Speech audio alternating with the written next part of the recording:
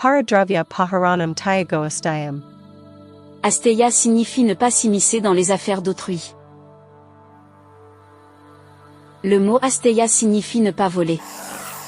Il existe 4 types de vol. Premier, le vol physique direct. Interférer dans les richesses, les terres ou les biens d'autrui par la force du corps ou de l'esprit, au sens grossier du terme.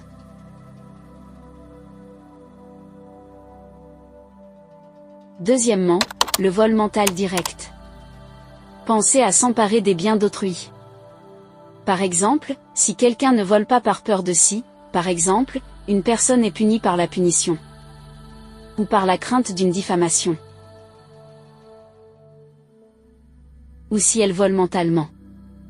Et qu'il s'agit donc d'une violation de l'asteya. Elle commet également un vol. Troisièmement, le vol physique indirect.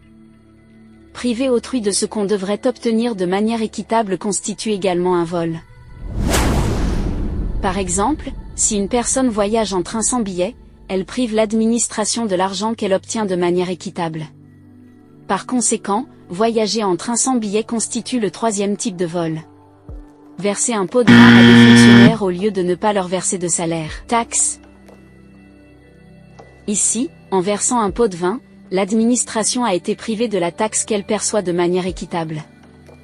Il s'agit donc du troisième type de vol. Vente de marchandises frelatées par un commerçant. Ici, le commerçant a privé les clients des marchandises qu'ils obtiennent de manière équitable. Il s'agit donc du troisième type de vol. Tromper quelqu'un. Quatrièmement, vol mental indirect. Penser à priver quelqu'un de ce qu'il devrait obtenir de manière équitable est également vol. Comme avoir l'intention de voyager en train sans billet. Avoir l'intention d'escroquer quelqu'un. Avoir l'intention de ne pas payer d'impôts. Personne n'est propriétaire de ce monde. Son corps, même son esprit, ne lui appartiennent pas. L'homme ne possède rien. Et ne devrait donc pas gaspiller son temps précieux et son potentiel. En se disputant les luxes du monde. Lorsque l'être suprême a créé cet univers, il n'a pas précisé à qui il appartiendrait. Obtenir combien de richesses.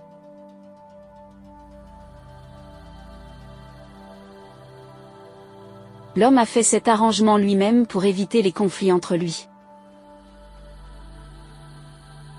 L'homme continuera à faire de nouveaux arrangements en fonction de ses besoins. Quel que soit l'arrangement, l'homme devra ajuster sa vie en conséquence.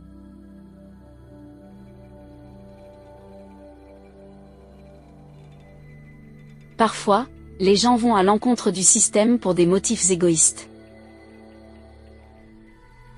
Sous l'influence de ce système, ils veulent obtenir toujours plus.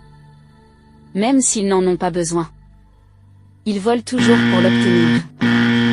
Et commettent même des vols. Et progressivement, ils deviennent de plus en plus incivilisés.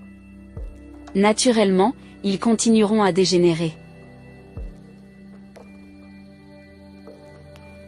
Ils ne seront pas capables de pratiquer la maîtrise de soi. Tout ce qu'un homme a, il l'utilise. Mais ce n'est pas le sujet de sa sadhana. Mais quand il veut obtenir les choses des autres, alors il continue toujours à penser à cette chose. Cela devient l'objet de la contemplation. L'intellect devient émoussé. L'esprit devient frustré.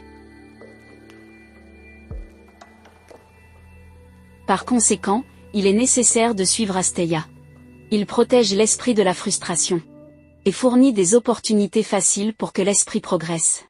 Mais Asteya ne peut pas être pratiqué sans suivre Satya. Satya et Asteya sont étroitement liés l'un à l'autre. Tout comme la police arrête un voleur. Puis il lui demande s'il a commis un vol.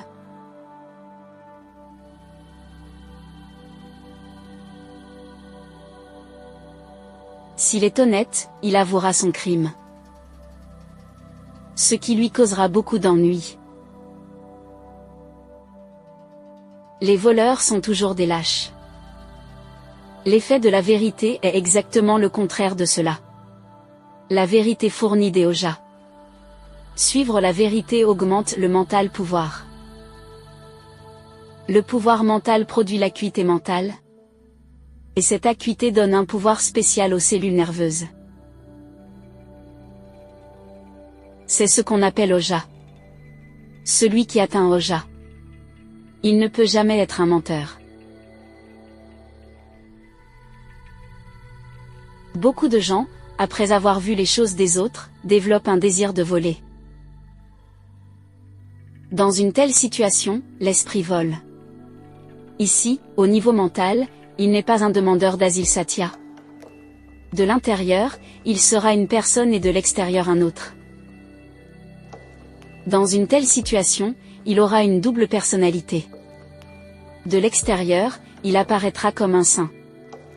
Mais de l'intérieur, il sera un voleur. À la suite de ce conflit, les ondes mentales deviennent plus tortueuses. La puissance mentale diminuera progressivement. Il ne sera ni un être humain, ni un animal. Un type particulier de personne mentalement faible et craintive que nous découvrirons être un criminel.